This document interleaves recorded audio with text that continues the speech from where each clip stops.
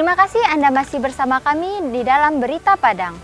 Berikut 3 berita utama hari ini. Terekam kamera pengawas, seorang pencuri laptop dalam gudang diringkus polisi. Petugas pemadam kebakaran Pasaman Barat melepaskan cincin mangkok as sepeda dari jari tangan anak perempuan. Warga Batanggasan, Padang Pariaman ditemukan terluka di kebun, akhirnya meninggal.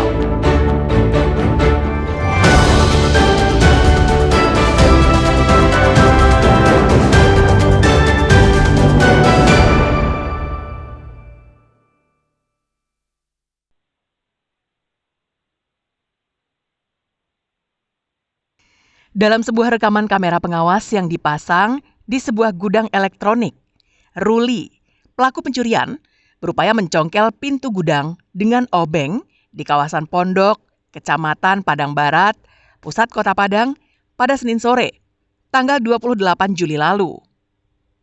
2 unit laptop di dalam gudang itu pun raib dibawa kabur pelaku. Mendapatkan laporan dari pemilik usaha, polisi kemudian melakukan penyelidikan. Butuh waktu 2 bulan untuk mengetahui keberadaan pelaku.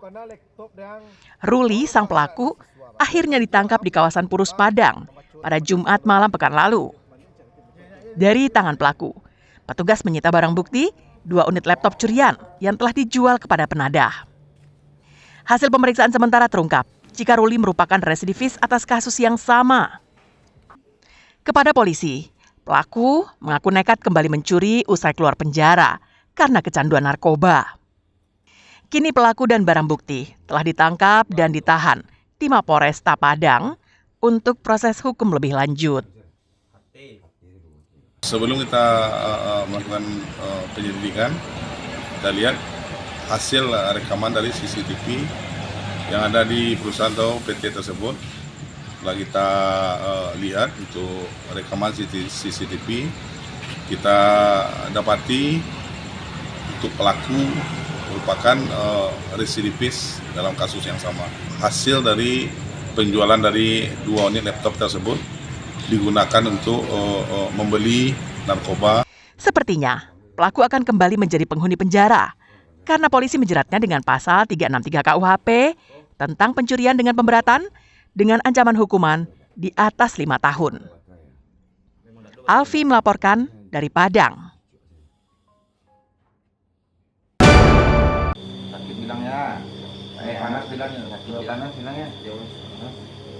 Petugas pemadam kebakaran Pasaman Barat yang berposko di Simpang 4 mencoba melepaskan cincin dari mangkok as sepeda yang melekat di jari seorang anak perempuan, warga Batang Lingkin, Kecamatan Pasaman, Pasaman Barat, pada Kamis pekan silam. Dengan hati-hati, petugas melakukan pemotongan cincin dengan menggunakan gerinda kecil.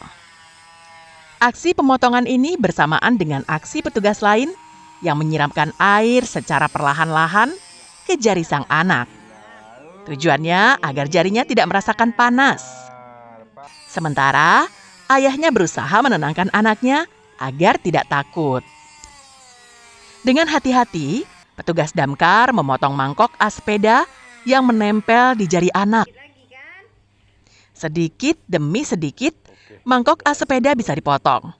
Dan setelah 30 menit berlalu, akhirnya cincin mangkok as sepeda berhasil dilepaskan. Itu ada laporan dari masyarakat, warga Batang Lingkin, yang anaknya di mana tangannya tersangkut mangkok dari sepeda. Di mana sepeda ini sedang diperbaikinya. Tiba-tiba anaknya memasukkan ke jari-jarinya. Alhamdulillah kita evakuasi di damkar Simpang 4 ya. Memang butuh waktu kurang lebih setengah jam karena anak ini kesakitan dan juga ketakutan seperti itu. Kasus ini terjadi karena anak yang berumur 4 tahun itu tidak sengaja memasukkan jarinya ke mangkok as sepeda saat ayahnya memperbaiki sepeda di rumahnya. Namun jarinya tidak bisa dilepaskan. Tak hilang akal, sang ayah kemudian membawa anaknya ke petugas pemadam kebakaran di Simpang 4.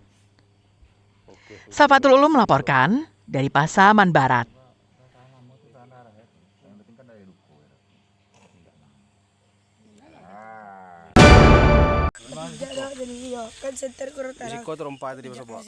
Curiga karena lama belum kembali dari kandang ternak yang tak jauh dari rumahnya, keluarga kemudian mencari Fikri Padario di Korong Kotomuaro, Kenagarian Gasan Gadang, Padang Pariaman pada Rabu malam pekan lalu. Upaya pencarian yang dilakukan berhasil menemukan Fikri.